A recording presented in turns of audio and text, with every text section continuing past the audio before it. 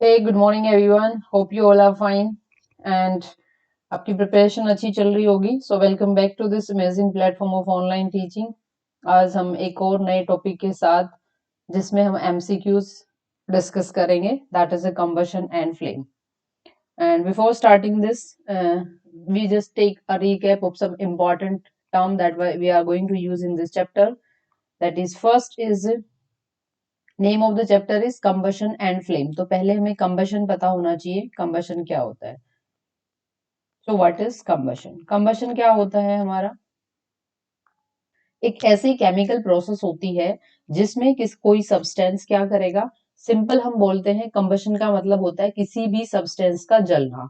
तो जो जलना है यानी कि जो कंबशन है वो क्या होता है कि जब कोई सब्सटेंस क्या करेगा, ऑक्सीजन के साथ रिएक्ट करके हीट को रिलीज करता है. क्या करेगा? हीट को गिव ऑफ करेगा. उसको हम क्या बोलते हैं? उसको कंबशन बोलते हैं. और जो कंबशन है वो एक केमिकल प्रोसेस होती है.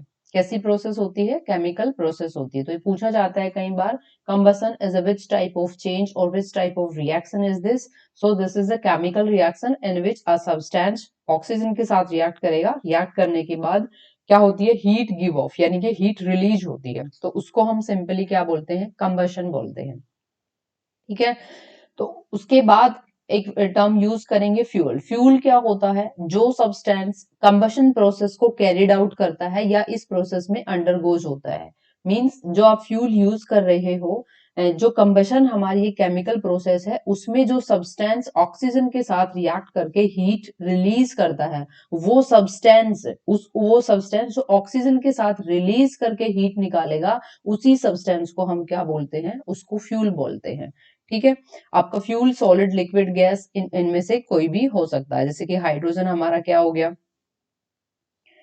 गैसेस के गैस का आ जाता है. ठीक है. उसके बाद अगर हम बात करें, एक और हमारे पास जो टर्म हम यूज करेंगे दैट इज इग्निशन टेम्परेचर. क्या होती है? इग्निशन टेम्परेचर क्या होता है? इग्निशन टेम्परेचर एक ऐसा टेम्परेचर होता है जिसके ऊपर ये वाला जो सब्सटेंस हम बात कर रहे हैं यानी कि फ्यूल, एक फ्यूल अपने आप में अगर रखा हुआ है, लकड़ी रखी हुई है अपने आप में, क्या उसमें अपने आप में आग जल जाएगी? नहीं. खुद में तो कंबशन नहीं होता ना.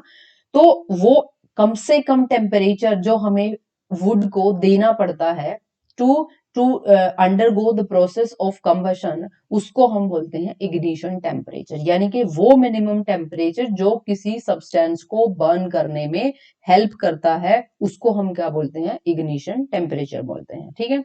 बाकी जो जो टर्म बीच में आएंगी हम उनका भी डिस्कस करेंगे. तो अभी क्वेश्चन देख लेते हैं. In which zone of the candle flame does the complete combustion take place? Okay, ये हो गया हमारा. फिर फ्लेम आता है हमारे पास. फ्लेम क्या होता है? देखो, यहां पर हम एक एग्जांपल ले रहे हैं. ये हमारे पास कोई कैंडल है और ये इसकी फ्लेम है. तो ये जो फ्लेम हम यहाँ पर देख रहे हैं, इस फ्लेम की हम एक्चुअल में क्या करते हैं? तीन जोन्स के अंदर, तीन पार्ट के अंदर या तीन जोन में हम इसकी स्टडी करेंगे.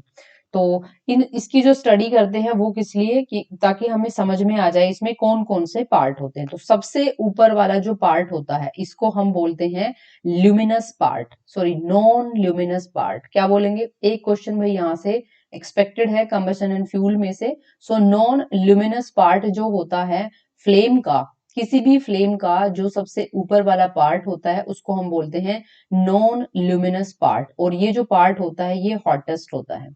क्या होता है? ये सबसे गर्म पार्ट. अगर हम बात करें फ्लेम में, वो किसके कहां पर होता है? वो होता है आउटर मोस्ट जोन में. सबसे बाहर वाली जो जोन होती है that is non luminous part of the flame. अच्छा, अगर बात करें इसकी कलर की, तो कलर इसका कैसा होता है? ब्लू कलर इसका होता है. कैसा कलर होगा भाई? ब्लू कलर होगा. और यहाँ पर जो कंबशन प्रोसेस होती है वो कैसी होगी? बिल्कुल कंप्लीट प्रोसेस होगी. कंप्लीट कंबशन होता, उसकी वजह से ही इसका कलर कैसा होता है? ब्लू होता है. फिर आते हैं हम next zone, that is second zone, जिसको मिडल जोन भी बोलते हैं. इसको हम बोलेंगे मिडल जोन, या इसका दूसरा नाम क्या आ जाएगा? Luminous zone. क्या होता है ये? ल्यूमिनस जोन होती है. ठीक है.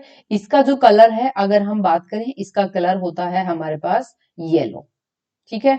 येलो कलर होता है. तो यहां पर हम क्या बोलते हैं कि कंबशन जो होता है वो यहां पर इनकम्प्लीट कंबशन होगा. कैसा कंबशन होगा भाई?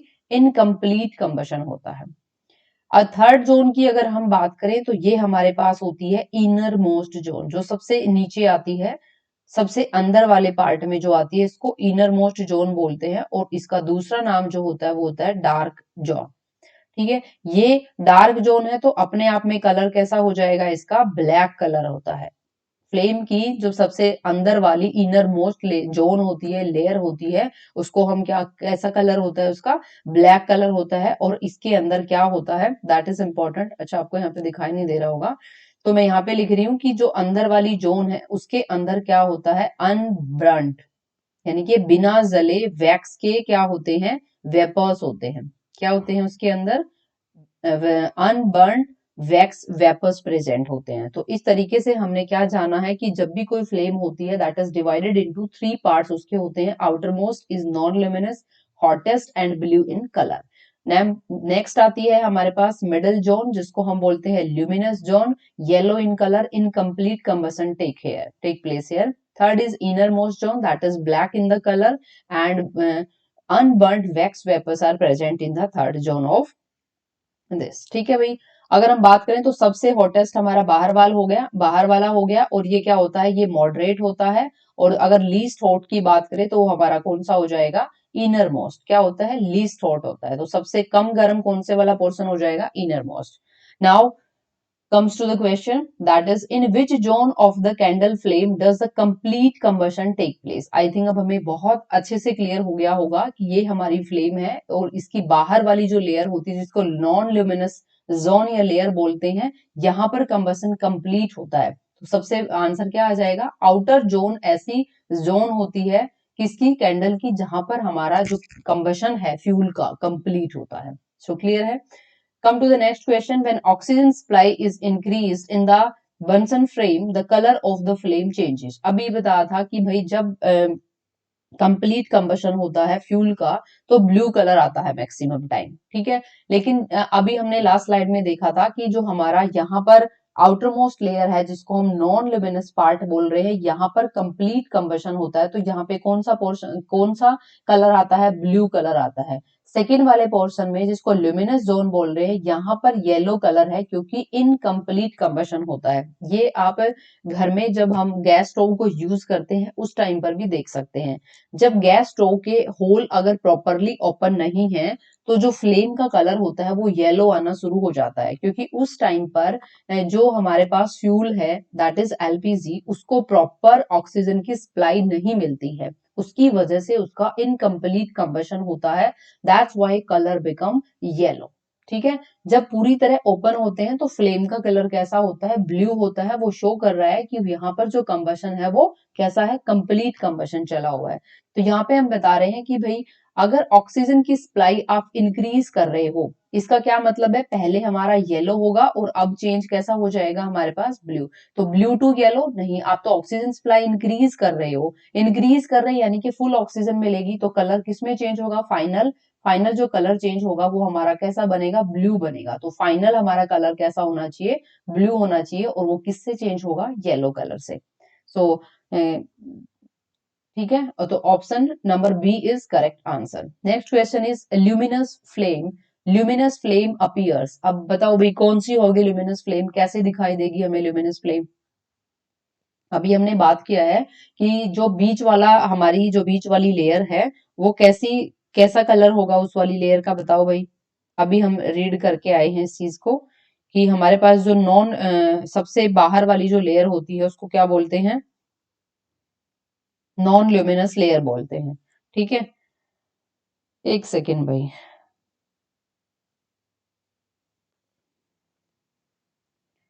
हाँ जी, तो इस क्वेश्चन में हमें बताना है कि नॉन ल्यूमिनस फ्लेम कौन सी है। क्वेश्चन नंबर थर्ड है ये हमारा। हाँ जी, क्वेश्चन नंबर थर्ड में हमसे पूछा गया है कि जो ल्यूमिनस फ्लेम है वो कैसा कलर होगा। क्योंकि नंबर 2 पे आ रही है तो हमारे पास कैसा कलर हो जाएगा ल्यूमिनस फ्लेम का, येलो कलर हो जाएगा, क्योंकि यहाँ पे इनकम्प्लीट कंबशन होता है। नेक्स्ट है main constituents of LPG. LP is what, liquefied petroleum gas, जो हम घरों में यूज करते हैं, गैस में सिलेंडर में यूज करते हैं, वो कौन सी गैस होती है, एलपीजी। और इसका मेन कॉन्स्टिट्यूएंट हमारे पास क्या होता है, ब्यूटेन होता है। Which of the following is not a product of incomplete combustion? Carbon monoxide, carbon dioxide, water and heat. तो इसका आपको डायरेक्ट क्या है कि जब भी हम कोल को अगर लिमिटेड सप्लाई ऑफ ऑक्सीजन देते हैं, यानी कि ऑक्सीजन की सप्लाई अगर हम कम देते हैं, तो हमारे पास जो इनकम्प्लीट कंबसन की वजह से जो प्रोडक्ट की फॉर्मेशन होती है हमारे पास, वो किसकी होती है? कार्बन मोनोऑक्साइड की होती है। लेकिन यहाँ हमसे पूछा है not a product. Not a product का क्या मतलब है? यानी कि CO2 जब बनती है वो किसका होता है? वो तो कंप्लीट कंबशन का होता है। ठीक है, तो आंसर क्या हो जाएगा? इनकम्प्लीट कंबशन का प्रोडक्ट कौन नहीं होता है? CO2 नहीं होता है, क्योंकि CO2 तो कंप्लीट कंबशन का क्या होता है? प्रोडक्ट होता है। जब ऑक्सीजन की सप्लाई फुल अमाउंट में होती है तो कार्बन क्या करता है? CO2 को बर्न करके CO2 को रिलीज करता है। ठीक है, come to the next question, that is when a frying pan containing cooking oil is kept for a long time on a burning stove, then cooking oil catches fire. आपने भी देखा होगा जिसने यूज किया है कुकिंग, जब हम cooking करते हैं तो जो फ्राइंग पैन है अगर उसमें ऑयल है तो उसके अंदर आग लग जाती है कई बार। ऐसा क्यों होता है? तो ऐसा इसलिए होता है, its temperature is lower then it's ignition temperature. नहीं, अगर इग्निशन टेम्परेचर से किसी सब्सटेंस का टेम्परेचर कम होता है, टेम्परेचर अगर लोअर है, तो उसमें तो आग लग ही नहीं सकती है, वो तो बर्न कर ही नहीं सकता है, क्योंकि इग्निशन टेम्परेचर तो मिनिमम होना ही चाहिए। उससे ज्यादा बेशक हो जाए लेकिन उससे कम नहीं होना चाहिए। सेकंड क्या हो जाएगा? Its temperature is reach to its ignition temperature. हाँ, ये आंसर हो सकता है। Its temperature is lower than critical temperature. नहीं, its temperature is higher than critical temperature. तो ये यहाँ पर हम क्रिटिकल टर्म यूज नहीं करते हैं, कंबशन में हम टर्म यूज करते हैं इग्निशन टेम्परेचर, वो मिनिमम टेम्परेचर सॉरी भाई, जो कि किसी सब्सटेंस को, फ्यूल को दिया जाता है ताकि वो बर्निंग प्रोसेस को कैरिड आउट कर सके। तो इसमें आंसर क्या हो जाएगा कि temperature is reached to its ignition temperature.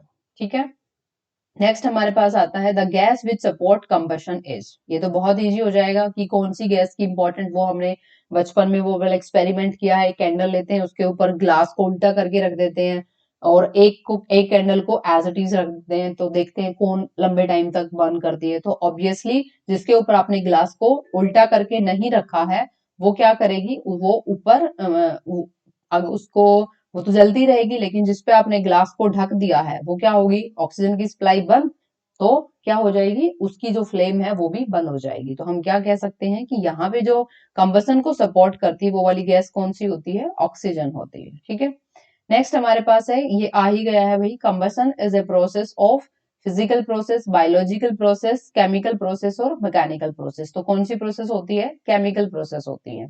ठीक है, नेक्स्ट हमारे पास आता है कि कंबशन का बाई प्रोडक्ट बताइए क्या होता है। देखो, हीट तो रिलीज होती है साथ में जब कंबशन होता है, तो बाई प्रोडक्ट क्या रिलीज होता है साथ में? लाइट भी प्रोड्यूस होती है जब हम किसी फ्यूल का कंबशन कराते हैं।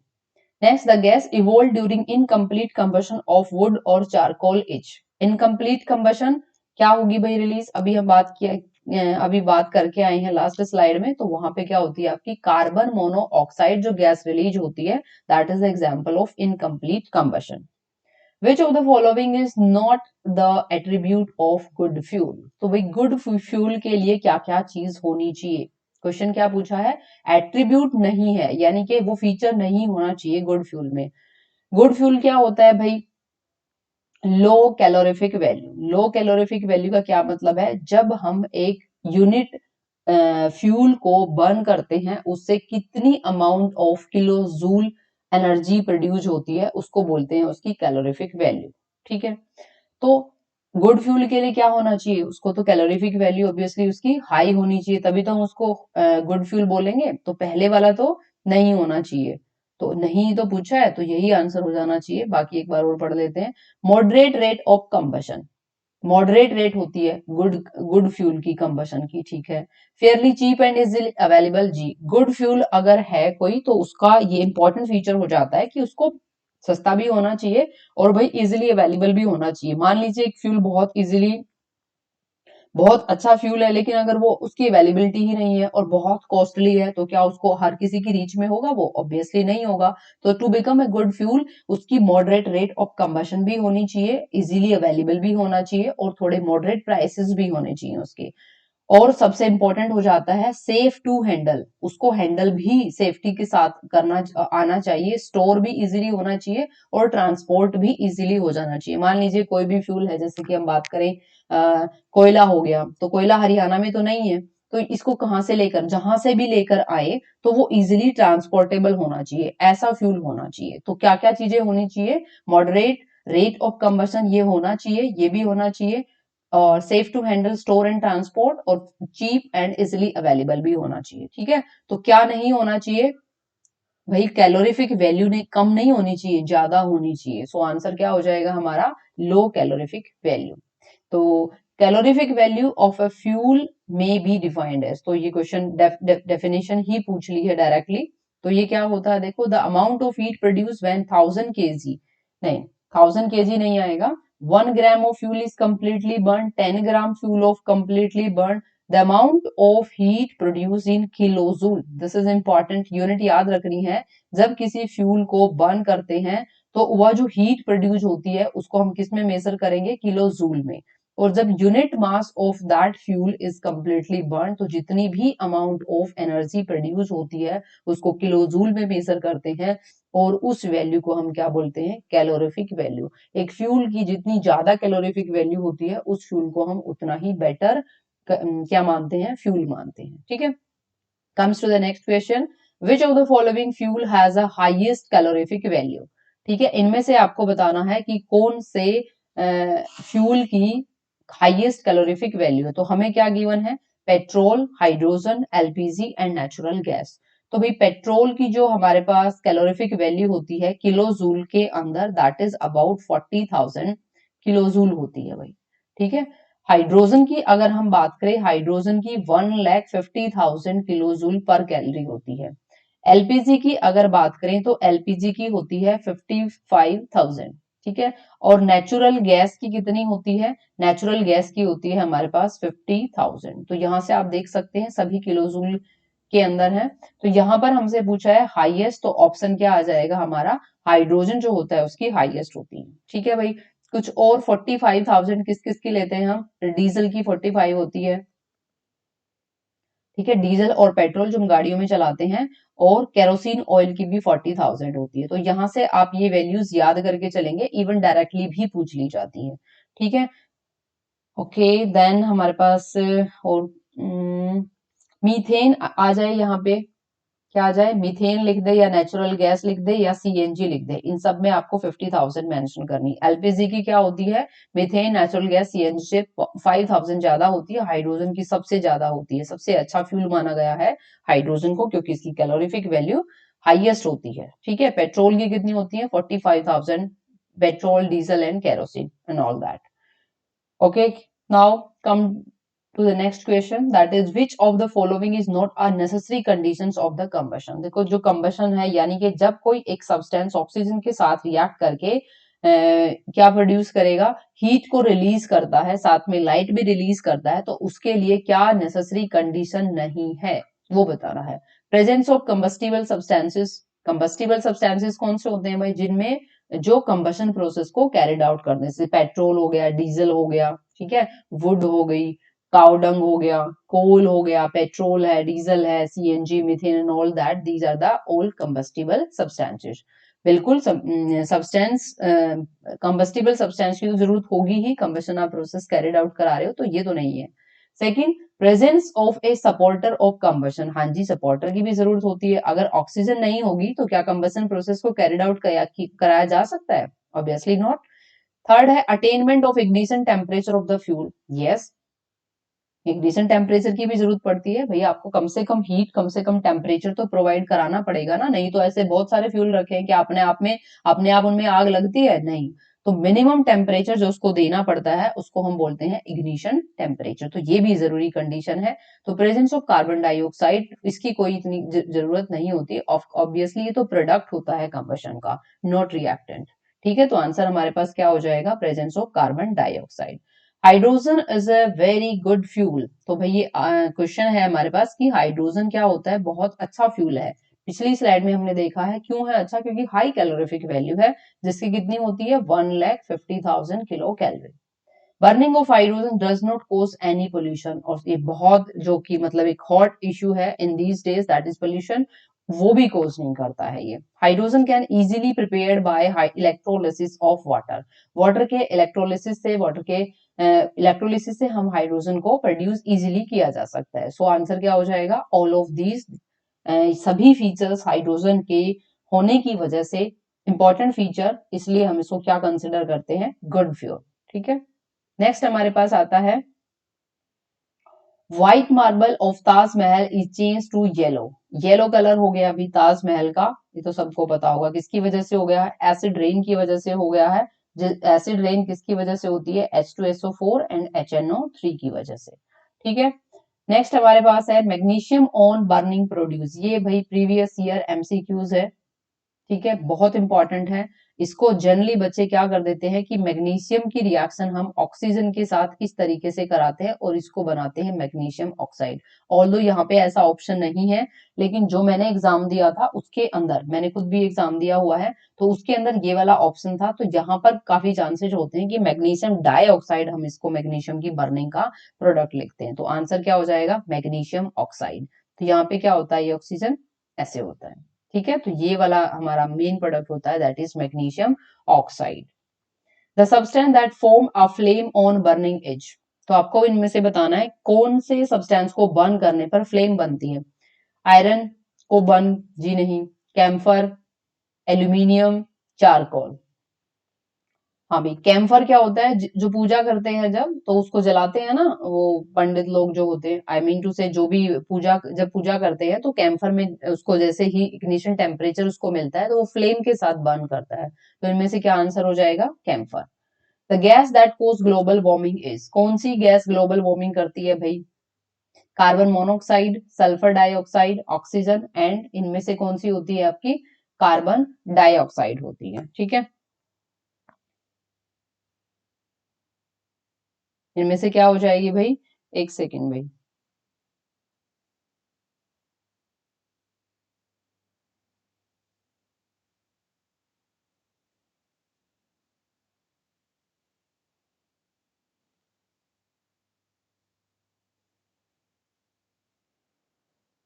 हाँ जी, तो the gas which cause global warming, answer क्या हो जाएगा, कार्बन डाइऑक्साइड हो जाएगा। और इसके साथ और कैसी कौन सी गैस होती है, मेथेन हमारी कौन सी गैस है, ये भी ग्लोबल वार्मिंग में कंट्रीब्यूट करती है।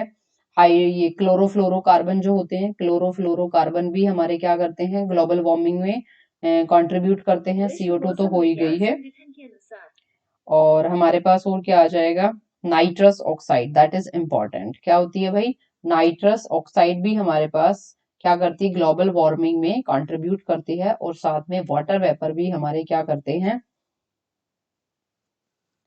ग्लोबल वार्मिंग में कंट्रीब्यूट करते हैं। ठीक है, now the efficiency of a fuel is determined by it's. कोई फ्यूल कितना अच्छा है, उसकी जो एफिशिएंसी है वो हम किससे बताते हैं, उसकी कैलोरीफिक वैल्यू से बताते हैं कि भी जब हम उस फ्यूल को बर्न करेंगे तो कितनी अमाउंट ऑफ हीट वहां से प्रोड्यूस होगी।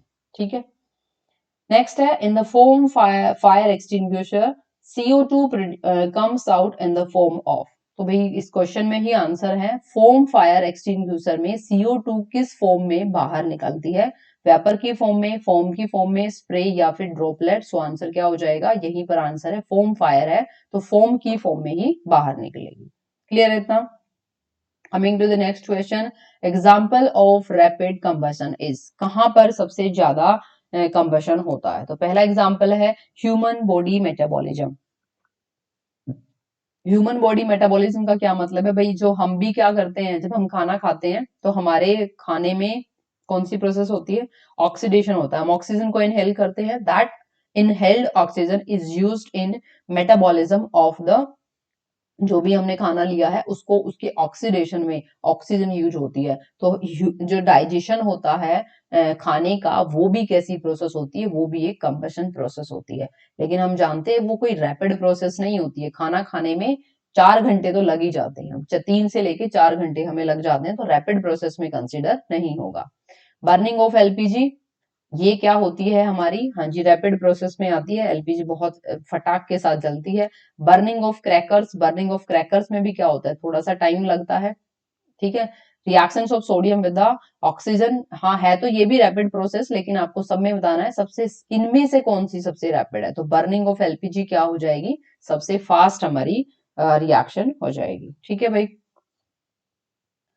नेक्स्ट है study of characteristics of a fuel is given by, आपको बताना है कि कुछ हमें कैरेक्टरिस्टिक्स ये गिवन है, फ्यूल के कैरेक्टरिस्टिक्स है, इनको पहले स्टडी कर लेते हैं। Highest calorific value form water vapour on combustion, जब इसका कंबशन करते हैं तो वाटर वेपर बनाता है, नॉन पॉल्यूटिंग होता है, और limited uses as liquid fuel, liquid fuel की फॉर्म में इसके कम से कम यूज होते हैं।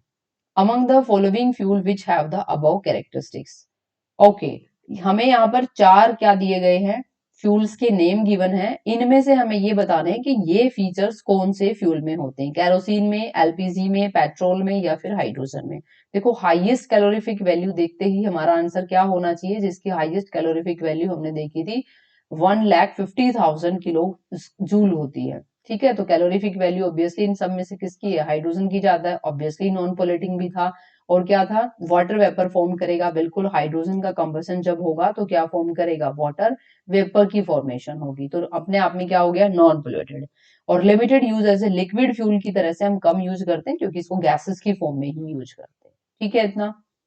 Now come to the next question, Shyam was cooking potato curry on a chulha, ठीक है, चूल्हा के ऊपर श्याम क्या बना रहा है, पोटैटो करी की फॉर्मेशन कुक कर रहा है।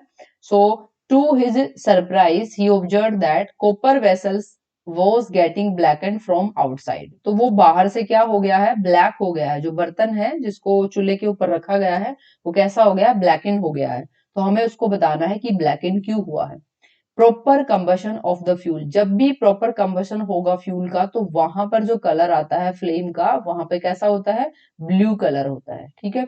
इम्प्रॉपर कंबशन ऑफ फ्यूल, हाँ ये आंसर हो सकता है। अगर इम्प्रॉपर कंबशन ऑफ पोटैटो करी, नहीं पोटैटो करी को थोड़े बर्न कर रहे हैं हम, तो उसको कुक कर रहे हैं, ठीक है, तो ये तो नहीं होगा। Burning of copper fuel, copper vessel थोड़े बर्न कर रहे हैं, बर्न क्या कर रहे हैं, फ्यूल को बर्न कर रहे हैं, ठीक है, तो आंसर क्या हो जाएगा, improper combustion of the fuel, जब इम्प्रॉपर कंबशन होता है तो क्या हो जाएगा, उसका कलर ब्लैक हो जाता है, क्योंकि इम्प्रॉपर सप्लाई होती है ऑक्सीजन की, क्लियर है।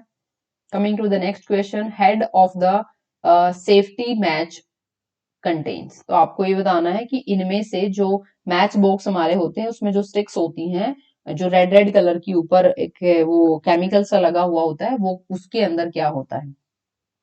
देखो स्टार्टिंग के अंदर मतलब जब मैच बॉक्स बनाने स्टार्ट किए गए थे तो जो केमिकल उसके यूज करते थे वो क्या यूज होता था, एंटीमनी ट्राई सल्फाइड यूज करते थे, क्या यूज करते थे, एंटीमनी ट्राई सल्फाइड यूज करते थे, और इसके साथ हम यूज करते थे जो दूसरा केमिकल है दैट इज पोटेशियम क्लोरेट, क्या यूज करते हैं, पोटेशियम क्लोरेट यूज करते हैं। लेकिन इसके साथ में स्टार्टिंग में जब इसको बनाया गया था तो हम इसको यूज करते थे व्हाइट फॉस्फोरस, ठीक है। लेकिन जो व्हाइट फॉस्फोरस होता है वो डेंजरस होता है, तो हेल्थ पॉइंट ऑफ व्यू से अगर देखें, फिर क्या किया गया, इस व्हाइट फॉस्फोरस को रिप्लेस कर दिया गया रेड फॉस्फोरस, ये दोनों चीजें तो सेम रहेंगी, antimony trisulphide and potassium chlorate, ये दोनों चीजें वही हैं, लेकिन व्हाइट की जगह कौन सा फॉस्फोरस कर दिया गया, रेड फॉस्फोरस आ गया। ये थोड़ा सा अगर कंपेयर करें इसको व्हाइट के साथ तो ये थोड़ा सा लेस हार्मफुल होता है, ठीक है। अब क्या यूज करते हैं, ये वाला रेड फॉस्फोरस यूज करते हैं, ठीक है। एक मिनट भाई, क्या प्रेस हो गया, अब हम क्या यूज करते हैं, रेड फॉस्फोरस यूज करते हैं। रेड फॉस्फोरस क्या होगा, जैसे ही रेड फॉस्फोरस को हम मैच स्टिक को क्या करते हैं, उसके साथ वो स्ट्रक करते हैं, ताकि उसे स्ट्रक क्यों करते हैं, ताकि उसको कम से कम इग्निशन टेम्परेचर मिले, जब उसके साथ फ्रिक्शन होता है, फ्रिक्शन से क्या मिलता है उसको, इग्निशन टेम्परेचर मिल जाता है और उसकी वजह से वो जल उठती है। तो ये जो रेड वाला फॉस्फोरस होता है जैसे ही फ्रिक्शन में जाएगा तो ये किस में चेंज हो जाता है, ये व्हाइट फॉस्फोरस में चेंज हो जाएगा। फिर व्हाइट फॉस्फोरस क्या करता है, व्हाइट फॉस्फोरस रिएक्ट करता है पोटाशियम क्लोरेट के साथ। पहले किसके साथ करेगा? पोटाशियम क्लोरेट के साथ। और ये जब ये पोटाशियम क्लोरेट के साथ व्हाइट फॉस्फोरस रिएक्ट करेगा तो ये प्रोड्यूस करता है एनफ हीट, जो इसको हीट चाहिए उसको ये क्या करेगा? उसका प्रोडक्शन करता है। फिर क्या होगा? फिर ये किसके साथ इग्नाइट करेगा? फिर ये इग्नाइट करता है जो हमारा थर्ड है, दैट इज एंटीमनी ट्राइसल्फाइड के साथ। जब ये लास्ट में किसके साथ रिएक्ट करता है? एंटीमनी ट्राइसल्फाइड के साथ। और इससे क्या होता है? कंबसन जो प्रोसेस है वो स्टार्ट हो जाती है। ठीक है, तो भाई ये रिएक्शन होती है अगर तीनों कंपाउंड के। वैसे यहाँ पे ऑप्शन देख लेते हैं हमें क्या क्या गिवन है। Antimony trisulphide, potassium chlorate, antimony chloride, potassium sulphide, third option is antimony carbonate, fourth is potassium sulphide. तो यहाँ पे हमें दो ही ऑप्शन है, तीसरे ऑप्शन में मतलब फॉस्फोरस यहाँ पर नहीं गिवन है। तो एंटीमनी ट्राइसल्फाइड और आपका potassium chloride, antimony chloride, antimony trisulphide. Okay, तो ऑप्शन नंबर ए क्या हो जाएगा? ये हो जाएगा। साथ में अगर व्हाइट फॉस्फोरस या फिर रेड फॉस्फोरस गिवन है तो वो भी क्या हो जाएगा? आंसर हमारा ठीक होगा। ठीक है, coming to the next question. अब हमें क्या करना है? इसमें मैचिंग करनी है भाई, मैच द फॉलोइंग। ठीक है, ऐसे क्वेश्चन क्या होते हैं? इंपॉर्टेंट होते हैं। सो देखेंगे हमारे पास क्या है। आउटर मोस्ट जोन कैसी होती है कैंडल की? बताइए कैसी होती है? बिल्कुल हॉटेस्ट जोन होती है। तो ऑप्शन ए का क्या हो जाएगा? डी हो जाएगा। तो यहाँ पे आप देख सकते हैं ए का बी, और यानी कि पहले वाले का सीधा ऑप्शन आपका सी बन जाता है। बाकी एक बार मैच कर लेते हैं। एसिड रेन में क्या किसको अफेक्ट करेगा? एसिड रेन बिल्डिंग्स और क्रॉप्स को अफेक्ट करेगी। तो ये ऑप्शन इसका हो जाएगा। ठीक है, इनर मोस्ट जोन कौन सी होती है? सबसे कम गर्म होती है। तो क्या आ जाएगा? लीस्ट हॉट आ जाएगा। ग्लोबल वार्मिंग से क्या होता है भाई? ऑब्वियसली ग्लेशियर्स मेल्ट करते हैं। ठीक है, तो option number C is correct.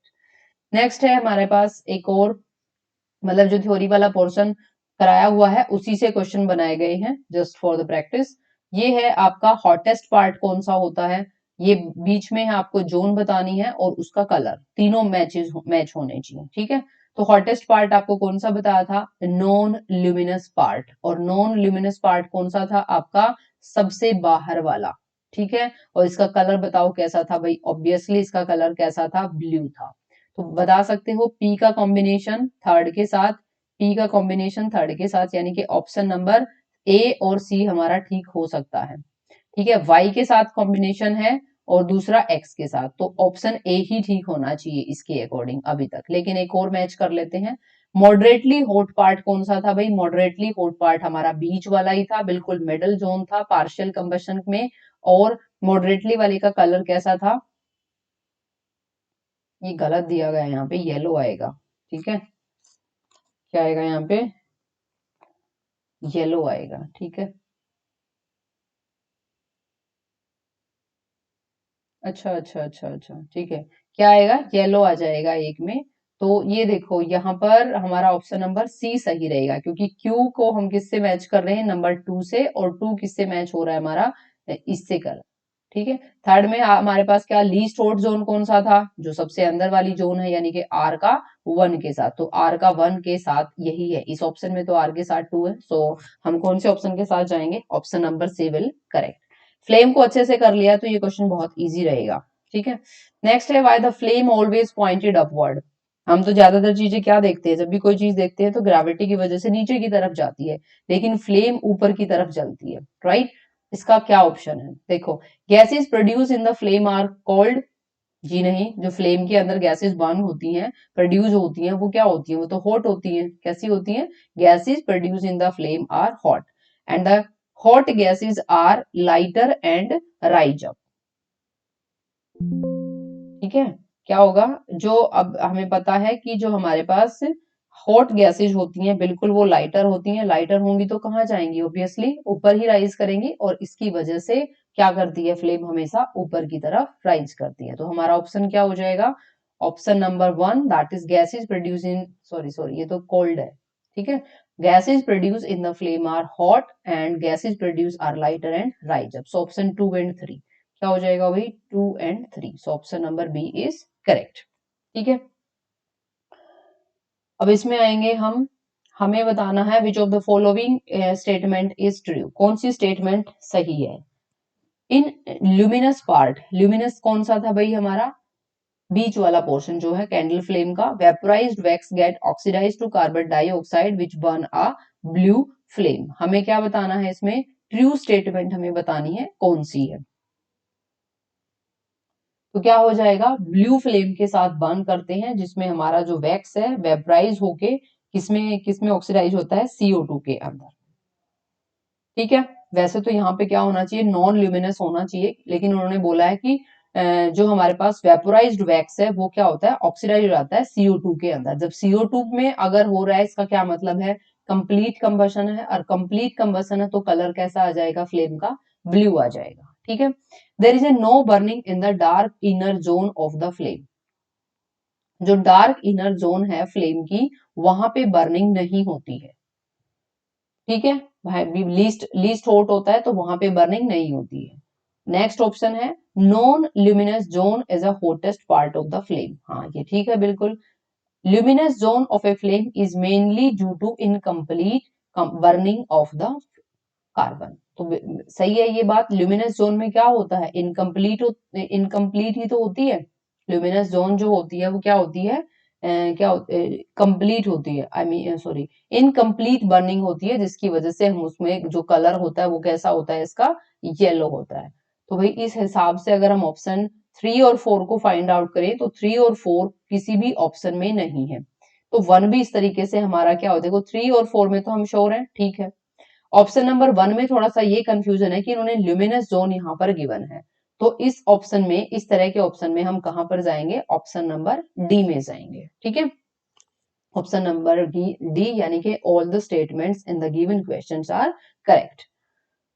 Next question is when water is poured over the burning fuel. जब हम कोई भी, जैसे कि लकड़ी जल रही है उसके ऊपर पानी डाल देते हैं तो क्या हो जाता है, फायर गोज ऑफ, फायर बंद हो जाती है। उसका रीजन बताना है ऐसा क्यों होता है। Fire goes off, the temperature of the wood decreases, temperature of the water goes up, पानी का तो टेम्परेचर कैसे बढ़ेगा।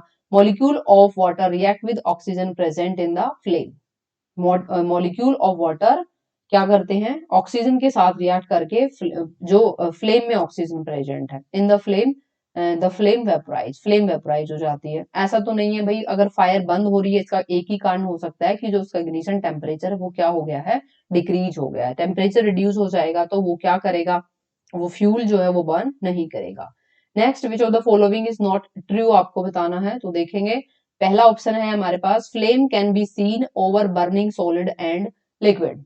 जब हम किसी सॉलिड को बर्न करते हैं तो फ्लेम बनती है, या लिक्विड को बर्न करते हैं तो फ्लेम बन सकती है। भाई लिक्विड से भी फ्लेम बन सकती है, सॉलिड से भी बन सकती है। ठीक है, अभी एलपीजी क्या होता है, लिक्विड होता है, उसकी फ्लेम बनती है।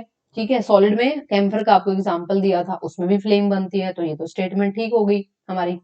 ठीक है, तो हमारे पास सेकंड है, type of flame depend upon the amount of oxygen available. हाँ जी, ये भी बात बिल्कुल सही है कि जो फ्लेम का टाइप है वो कैसा होगा, किसके ऊपर डिपेंड करेगा, ऑक्सीजन की अवेलेबिलिटी कितनी है। Invisible zone of flame is a least hot zone. Invisible zone थोड़े होती है, अगर वो इनविजिबल ही है तो दिखाई नहीं देगी। ठीक है, इनर मोस्ट जोन यहाँ पर होना चाहिए था, ना कि इनविजिबल। तो ये स्टेटमेंट कैसी हो जाएगी हमारी, नॉट ट्रू। एक बार फोर्थ भी देख लेते हैं, blue zone indicate complete combustion of the fuel. बिल्कुल ठीक है भाई, जो सबसे बाहर वाला यानी कि आउटर मोस्ट जो पोर्शन जोन होती है कैंडल फ्लेम की, वो क्या होती है, ब्लू होती है। ब्लू इसलिए होती है क्योंकि वहां पे कंप्लीट कंबशन होता है। So correct answer of this question is option number C, invisible zone of flame is the least hot zone, that is the not true. Next, when electric spark is struck between two electrode placed near each other inside a closed tank full of petrol, what happen? आपके पास एक क्या है, tank है जो कि close है और petrol से भरा हुआ है। आप उसके पास क्या कर रहे हो, इलेक्ट्रिक स्पार्किंग कर रहे हो दो इलेक्ट्रोड के बीच में जो एक दूसरे के पास में है। तो क्या होगा भाई, क्या होगा, ऑब्वियसली, एक मिनट में, जस्ट अ सेकेंड।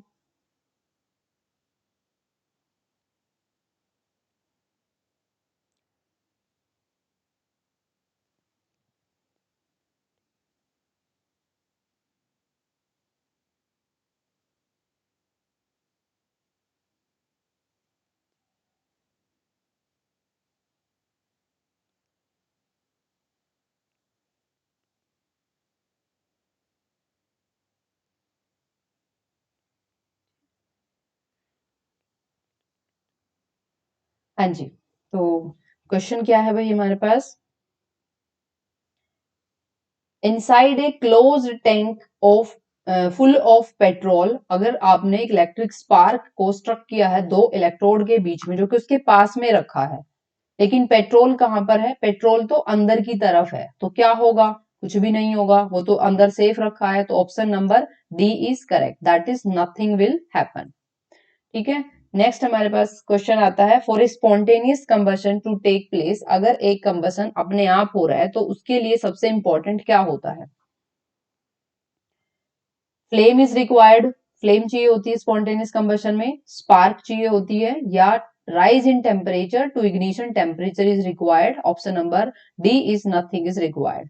सो भाई इग्निशन टेम्परेचर की रिक्वायरमेंट जरूर होती है जब भी कोई स्पॉन्टेनियस कंबशन होता है। ठीक है, जैसे कि सूखे पड़े पत्तों में आग लग जाती है, बहुत जब गर्मी का सीजन होता है तो हमने न्यूज़पेपर में भी हम ये देखते हैं कि अमेजोन फायर्स में, या अमेजोन फायर्स में तो नहीं, मतलब जहां पर ऑस्ट्रेलिया के स्पेशली जो फॉरेस्ट होते हैं वहां पे फायर आग लग गई है, और ऐसी आग लगती है इजीली कंट्रोल भी नहीं होती है, तो उस कंडीशन में क्या होता है, जो सन रेज उसके ऊपर फॉल होती है, टेम्परेचर वैसे ही बहुत ज्यादा होता है गर्मियों में, तो एक ऐसा टेम्परेचर सेट हो जाता है जो सूखे पड़े हुए पत्ते होते हैं उनमें कि कम से कम जो मिनिमम टेम्परेचर चाहिए होता है ड्राई लीफ को जलने के लिए वो रीच हो जाता है, रीच हो जाएगा तो उसमें आग लग जाती है।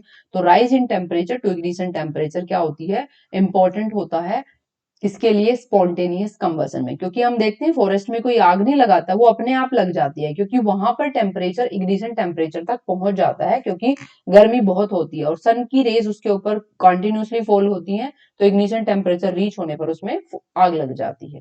ठीक है, next question, when wood is used as a fuel in the chullas, the gap are left between the logs of the wood and this is done for। ठीक है, ये कह रहे हैं कि भाई जब चुल्हास में हम क्या लगाते हैं, लकड़ियां लगाते हैं, उसको एज अ फ्यूल यूज कर रहे हैं वुड को, तो उसके बीच में गैप रखा जाता है, गैप क्यों रखते हैं, पहला ऑप्शन है मूवमेंट ऑफ एयर के लिए, सेकंड है लेस कंजम्पशन ऑफ वुड ताकि लकड़ी कम जले, third to control the temperature, temperature मतलब कम कम कम टेम्परेचर रहे जिसके ऊपर जो भी हम खाना बना रहे हैं, नन ऑफ द अबव, क्या होता है, तो भाई इसका मेन रीजन होता है मूवमेंट ऑफ एयर के लिए, क्योंकि जब भी आप किसी भी फ्यूल को बर्न कर रहे हो तो उसके बर्निंग के लिए सप्लाई ऑफ ऑक्सीजन जरूरी होती है, अगर सप्लाई ऑफ ऑक्सीजन नहीं होगी तो वो बर्न नहीं करेगा, तो मूवमेंट ऑफ एयर के लिए हम उसमें क्या करते हैं, स्पेस को लेफ्ट करते हैं, छोड़ते हैं, गैप लेफ्ट करते हैं। नेक्स्ट क्वेश्चन है, hydrogen gas has a highest calorific value that is 150 kilo joule per KG, yet it is not use as a fuel, फिर भी इसको हम फ्यूल की तरह यूज नहीं करते हैं।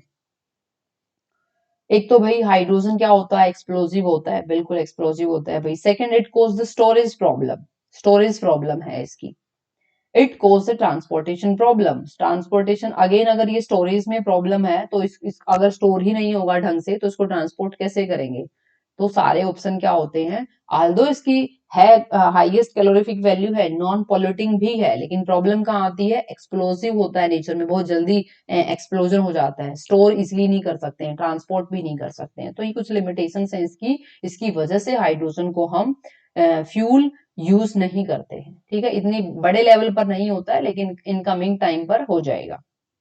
LPG used as a domestic fuel is mixed with a strong smelling mercaptan gas को हम इसके अंदर ऐड करते हैं भाई ताकि हमें इसकी लीकेज का पता चल जाए, वैसे हमारी जो एलपीजी होती है यानी कि ब्यूटेन गैस में कोई स्मेल नहीं होती है, ऑर्डरलेस होती है, तो किसके लिए यूज करते हैं, डिटेक्शन ऑफ गैस लीकेज के लिए यूज करेंगे, so option number C will be correct answer of this question. Coming to the next question, which of the following statement is not true, not true बताना है भाई, CO2 is a best fire extinguisher, हो सकता है भाई, क्या होता है, हम जनरली हम क्या यूज करते हैं, वाटर को यूज करते हैं फायर एक्सटिंग्विशर में, लेकिन क्या प्रॉब्लम होती है, हम्म, जैसे कि मान लीजिए कहीं पर इलेक्ट्रिक शॉक की वजह से लाइट आग चली है, आग लग गई है, बिल्डिंग्स में आग लग जाती है, शॉर्ट सर्किट हो गया है, तो वहां पे इलेक्ट्रिक स्पार्किंग की वजह से हुई है, तो वहां पर वाटर यूज नहीं कर सकते, क्योंकि वाटर खुद में क्या होता है, कंडक्टर ऑफ इलेक्ट्रिसिटी होता है, तो वो तो और भी ज्यादा जो आग बुझाने वाले हैं उनको भी नेगेटिव इम्पैक्ट पड़ता है, तो इसलिए हम वहां पे ऐसे केसेस में क्या यूज करते हैं, ऐसे केसेस में हम CO2 का यूज करते हैं, और CO2 एयर से क्या होती है, हैवी भी होती है, तो क्या करती है, एयर की सप्लाई को बंद भी कर देती है। तो CO2 को बेस्ट फायर एक्सटिंग्विशर माना गया है। Global warming can cause acid rain, ऐसा तो नहीं है, ग्लोबल वार्मिंग से थोड़े एसिड रेन होती है, ठीक है, वो तो केमिकल प्रोसेसेस से होती है। Burning of coal and diesel release sulphur dioxide, हाँ जी, कार्बन और डीजल के बर्निंग से क्या प्रोड्यूस होता है भाई, सल्फर डाइऑक्साइड प्रोड्यूस होती है, ये बात सही है। LPG has higher calorific value than biogas, बताओ भाई, ये बताया था ना कि हर एक फ्यूल की कैलोरीफिक वैल्यू आपको पता होनी चाहिए। तो यहाँ पे हमें बताया भी था, वैसे एलपीजी की जो कैलोरीफिक वैल्यू हमारे पास होती है दैट इज 55,000 होती है, जबकि बायोगैस की जो हमारे पास होती है दैट इज 35,000 टू 40,000। तो ये स्टेटमेंट भी क्या हो जाएगी, सही होती है, ठीक है। वैसे मैंने मैक्सिमम की लिख दिया है, कैलोरीफिक वैल्यू आपको लर्न होनी चाहिए, एनसीईआरटी में भी आपको मिल जाएंगी। एक आधी जो नहीं लिखी है मैं लिख देती हूँ। काउ डंग की क्या होती है, देखो काउ डंग की हमारे पास होती है 6,000 टू 8,000। उसके बाद वुड की जो होती है उसको जनरली हम कंसिडर करते हैं 17,000 टू 22,000 किलोजोल, ठीक है। उसके बाद कोल की आपको पता ही होगा आई थिंक, ये होती है 25,000 टू 30,000, 33,000, ठीक है। और किसकी बच गई, पेट्रोल डीजल और केरोसिन का आपको बता दिया 45,000 होती है, ये प्रीवियस स्लाइड पे लिख भी दिया है। एलपीजी की आपकी 55,000 होगी, बायोगैस की 35 टू 40, और हमें हाइड्रोजन का पता है 1,50,000, ठीक है। तो भाई ये होती है हमारे पास एलपीजी की 55। तो हम ये कह सकते हैं ये ऑप्शन भी ठीक है। तो यहाँ पर हमें बताना था नॉट ट्रू कौन सा है, तो ऑप्शन नंबर बी क्या हो जाएगा हमारा, ये सही नहीं है कि एसिड रेन ग्लोबल वार्मिंग की वजह से नहीं होती है, ठीक है। नेक्स्ट क्वेश्चन है, type of the flame produce by the fuel depend upon, fuel कैसा, टाइप ऑफ फ्यूल कैसी होगी, flame sorry type of flame कैसा होगा किसी फ्यूल के द्वारा, वो कौन डिसाइड करेगा भाई, type of fuel and it's chemical composition, उसकी कैलोरीफिक वैल्यू और अमाउंट ऑफ ऑक्सीजन। बताओ भाई कौन सा फैक्टर इंपॉर्टेंट रहेगा इसके लिए।